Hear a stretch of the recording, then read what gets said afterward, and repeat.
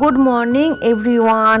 আজকে ছিল Sunday special ব্লগটা যদি তোমাদের ভালো লেগে থাকে তাহলে ব্লগের লাস্টে একটা কমেন্ট করে দিয়ে যেও। এখন সময় হচ্ছে সকাল 8টার সময়। এখন মেয়েকে পড়তে দিয়ে আসছি। মেয়েকে দিয়ে আসার পরে আমি ঘরের কাজকর্ম সেরে নেব। দেখো ওকে পড়তে দিয়ে চলে এসেছি। তারপরে এখানে আমি এঁঠো বাসন কালকে রাত্রে এগুলো সব এখন মেজে নেব। অনেক দিন বাদে আজকে একটা লং ভিডিও শেয়ার করলাম। আর আজকে জানো তো আমার 2 জায়গাতে নেমন্তন্ন রয়েছে, তাই আজকে আমার ভীষণ আনন্দ। কারণ রান্না বান্নায় নেই, দুপুরবেলা নেমন্তন্ন বাড়িতে যাব, কিন্তু কোথায় যাব এখনো পর্যন্ত ভেবে উঠতে পারছি না। আজকে নেমন্তন্ন রয়েছে সাধের আর শ্রাদ্ধ বাড়ির। তবে আমাকে শ্রাদ্ধ বাড়িতে যেতে হবে, কারণ তাদের সাথে আমাদের একটা সুন্দর সম্পর্ক রয়েছে। আর কাজের মধ্যে সবচেয়ে প্রিয় কাজ হচ্ছে আমার বাসন মাজা, যেটা আমি এখন করছি। আমার বাসন মাজতে জানো তো খুব ভালো লাগে, দাঁড়িয়ে দাঁড়িয়ে বেশ বাসন মাজবো। তোমরা আমার একটা শর্ট ভিডিও ভীষণ পছন্দ করেছো, যেখানে আমি আমার শ্রীকৃষ্ণর কথা বলেছি, যে সে কিভাবে আমাকে রক্ষা করে আর সে কিভাবে আমার পাশে আছে। ওই ভিডিওতে অনেকগুলো লাইক পড়েছে। যারা যারা এখনও ভিডিওটা দেখোনি অবশ্যই ভিডিওটা কিন্তু দেখে এসো। আরও অনেক কথা শেয়ার করার বাকি আছে তোমাদের সাথে আমার, কিন্তু ওই একটা ছোট 3 মিনিটের ভিডিও তো, তাই সবটা ওই ভিডিওতে বলাই হয়নি। জানো তো আমি মন থেকে অনেক খুশি। আমার আগে একটা ইউটিউব চ্যানেল ছিল, সেখানে 1000টা মতন সাবস্ক্রাইবারও ছিল, কিন্তু সেটা আমার ডিলিট হয়ে গেছে। তাই অনেক কষ্ট পেয়েছিলাম, মাঝখানে তো আশা ছেড়ে দিয়েছিলাম ভিডিও বানানো। তো এখন তোমরা এত পছন্দ করছো ভিডিওগুলো, আবার উৎসাহ পেয়ে ভিডিও বানালাম। এই দেখো বাসন মেজে আমি এখন এখানে সকালে চা বানিয়ে নিচ্ছি। আমার বরের আমার শাশুড়ি মা চা। এখানে সকালে সাধারণত আমি চা খাই না, কিন্তু সবার জন্য যখন করি তখন খেতে ইচ্ছা করে। তারপর অনেকটা সময় বাদ দিয়ে ঘরে কাজকর্ম করে বাবার বাড়িতে দেখো আজকে কী মেনু হয়েছিল, কারণ আমি প্রতিদিন সকালবেলা ওদের বাড়িতেই খাওয়া দাওয়া করি। সকালে আমাদের সেরকম কিছু রান্না হয় না। আজকে সবটাই নিরামিষ ছিল, পরের দিন যেহেতু সোমবার সেই জন্য। তারপরে বাড়ি এসে স্নান করে পুজো দিচ্ছি। অন্যদিন আমি সকালে পুজো দেওয়ার আগে কিছুই খাই না। আজকে যেহেতু রবিবার ছিল আর রান্নাটাও ছিল না দুপুরের, তার জন্য একটু লেট করে স্নান করলাম। পুজো দিতে বসে জীবনের অনেক ঘটনাগুলো ভাবি, আর সেইগুলো ভাবতে ভাবতে চোখে আমার জল চলে আসে। এটা প্রতিদিনই আমার সাথে হয় জানো তো। এই দেখো যাদের বাড়িতে আমাদের আজকে নেমন্তন্ন আছে, তাদের সমস্ত মাছ আমাদের ফ্রিজে রয়েছে, কারণ আমাদের ফ্রিজটা একটু বড়। এটা আমাদের দোকানে ফ্রিজ, তো তার জন্য দাদারা রেখে গেছে। হ্যালো এভরিওয়ান, চলে এসেছি তোমাদের সামনে। আমি অল রেডি হয়ে গেছি, আর কোথায় যাচ্ছি সেটা তোমাদের তো ফার্স্টেই বলেছে ভিডিওর, তো সেখানে এখন যাচ্ছি। তো আমি দেখো এই শাড়িটা পরে নিয়েছি, আর এই শাড়ির সাথে কোনো ম্যাচিং ব্লাউজ পাচ্ছিলাম না, তো এই কালারের ব্লাউজটা দিয়ে পরেছি। আশা করি এটাতে চলে যাবে, কারণ এটা সেম কালার, কিন্তু এটা কিন্তু অন্য শাড়ির ব্লাউজ।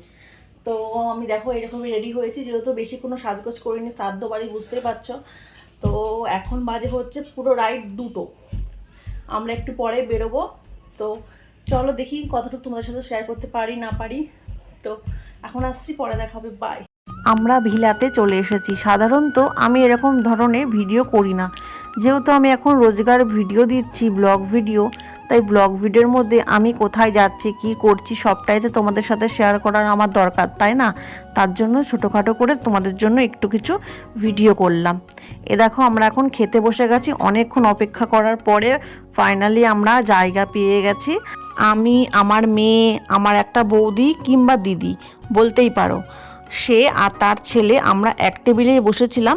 আর আমার বর কিন্তু পাশের টেবিলে বসেছিল জানো তো। এই দেখো আমার বর বসেছে পাশের টেবিলে, বলছে তোমরা সবাই মিলে এখানে বসো, আমি আমার বন্ধুর সাথে করে বসছি। তাই ও পাশের টেবিলে বসেছিল বলে ওর একটু ভিডিও করলাম। আর প্রথমেই দিয়ে দিল তোপসে ফ্রাই, এটা আমি 2টো নিয়েছিলাম, খুব দারুণ হয়েছিল খেতে। তারপরে চুষাক উচ্ছের পকোড়া, আর দেখো ডাল আর চিপস দিয়ে দিয়েছে। আর এইদিকে ছিল ইলিশ মাছ। ইলিশ মাছগুলো সাইজগুলো খুব বড় ছিল। এইদিকে কাতলা মাছ নিয়েছিলাম 1 পিস, খেতে পারছিলাম না তার জন্য। আর আমি কিন্তু কাতলা মাছটা কিন্তু খেতে পারিনি লাস্টে। তারপরে চাটনি, পাঁপড়, মিষ্টি দেখতেই পেলে। আর আমার মেয়ে সব থেকে ফেভারিট, ও তো কিছুই খায়নি, এই যে আইসক্রিম নিয়ে বসে আছে। তারপরে এখানেও এসে আমার কৃষ্ণর সাথে দেখা হলো।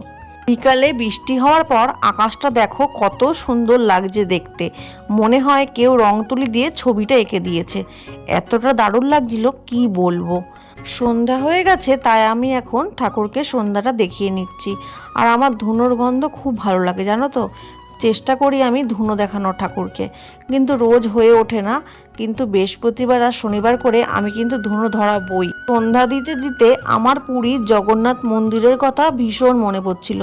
পুরীতে গেলাম ঠিকই, কিন্তু মন্দিরের ভেতরটা ভালো করে দেখার সুযোগই পেলাম না। এতটা ভিড় ছিল আমরা যে সময় গেছিলাম। পরে কোনোদিনও যদি যাই তাহলে কিন্তু খুব ভালো করে মন দিয়ে দর্শনটা করব। মন্দিরের মধ্যেই অনেকটা সময় কাটাবো। এইগুলো ভাবতে ভাবতে রাত্রে খাবার বানাতে চলে আসলাম। দেখো এখানে এখন রুটি করছি। রুটিটা কিন্তু আমার বর আর আমার শাশুড়ি রুটিটা খায়। আমি কিন্তু ভেতো বাঙালি, আমি কিন্তু ভাত খাই জানো তো বন্ধুরা। আমার রুটি জিনিসটা একদমই পছন্দ হয় না। আর আমি খুব একটা যে ভালো রুটি করি তাও কিন্তু না, তোমরা দেখতেই পারবে। যেরকম পারি আমি সেরকম করারই চেষ্টা করি।